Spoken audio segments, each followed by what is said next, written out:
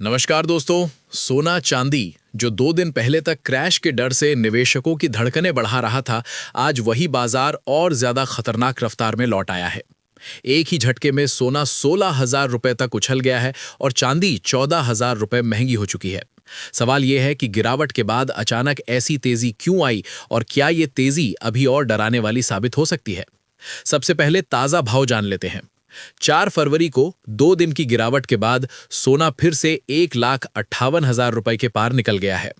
India Boolean and jewellers association के मुताबिक 24 carat सोना कल 6,629 रुपए की तेजी के साथ 1,58,158 रुपए प्रति 10 ग्राम पर पहुंच गया है। अगर 2 दिनों का आंकड़ा देखें तो सोना करीब 9,400 रुपए महंगा हो चुका है। वहीं एमसीएक्स पर सोना 1,60,000 रुपए प्रति 10 ग्राम के आसपास ट्रेड करता दिखा। अब बात चांदी की, जिसने कल सबसे बड़ा धमाका किया है। चांदी एक ही झटके में 9,573 रुपए चढ़ गई और 2,73,538 रुपए प्रति किलो के स्तर पर पहुंच गई। बीते 2 दिनों में चांदी 14,000 रुपए से ज्यादा महंगी हो चुकी है। यानी जिन निवेशकों को लगा था कि गिरावट में राहत मिलेगी, उनके लिए ये तेजी किसी झटके से कम नहीं है। अब सवाल उठता है, गिरने के बाद सोना चांदी फिर से क्यों चढ़ने लगे। विशेषज्ञों के मुताबिक पिछले 2 दिनों की गिरावट मुनाफा वसूली की वजह से थी। जैसे ही कीमतें नीचे आईं, निवेशकों ने दोबारा खरीदारी शुरू कर दी। इसके साथ ही डॉलर की कमजोरी ने भी सोने चांदी को सपोर्ट दिया है। जब डॉलर कमजोर होता है तो सोना और चांदी निवेशकों के लिए और आकर्षक हो जाते हैं। सेफ हेवन यानी सुरक्षित निवेश के तौर पर एक बार फिर गोल्ड की मांग बढ़ गई है। भारत में भी साफ दिख रहा है कि निवेशक मुनाफा वसूली के बाद फिर से बाजार में एंट्री कर रहे हैं।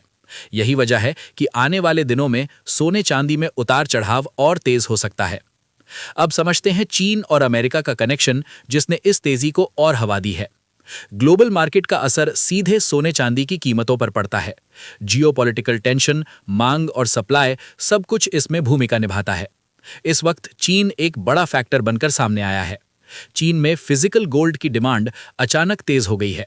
लूनर न्यू ईयर की छुट्टियों से पहले चीनी निवेशक भारी मात्रा में सोना खरीद रहे हैं, क्योंकि 16 फरवरी के बाद करीब 1 हफ्ते के लिए वहां के बाजार बंद रहने वाले हैं।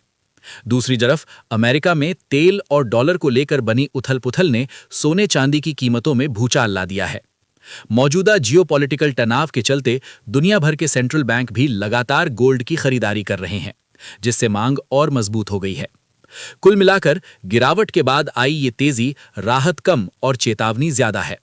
सोना चांदी अब सिर्फ महंगे नहीं हो रहे, बल्कि बेहद तेज और जोखिम भरे मूव दिखा रहे हैं।